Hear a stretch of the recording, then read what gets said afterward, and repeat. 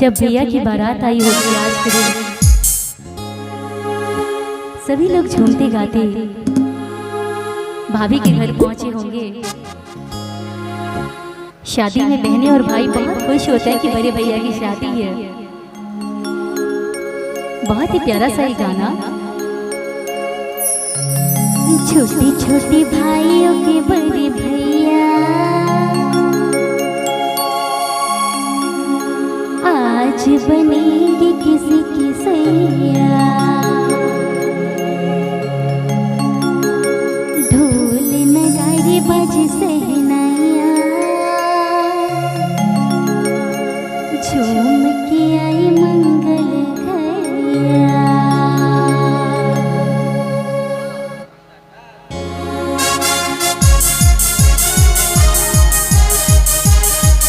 क्या बात है।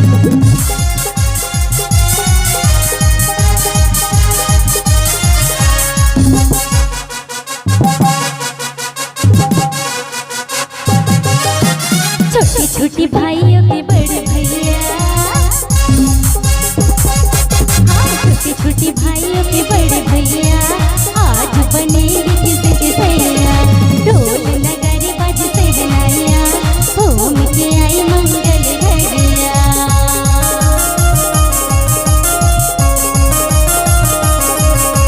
छोटी छोटी भाइयों के बड़े भैया आज बनेंगे किसी की सैया। ढोल नगाड़े बज सहनाइया झूम के आई मंगल घरिया।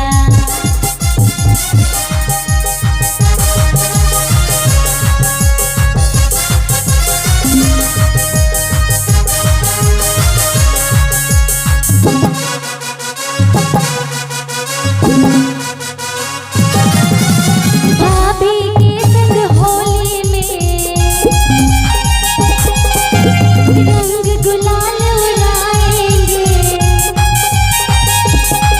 हाँ भाभी के संग होली में रंग गुलाल उड़ाएंगे।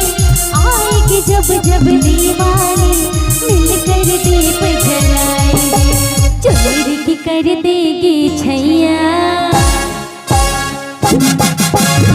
चोर की कर देगी छैया आएगी बन के पुरवैया। छोटे छोटे भाइयों के बड़े भैया आज बनेंगे किसी के सैया। ढोल नगाड़े बज सहनाइया झूम के आई मंगल घरिया।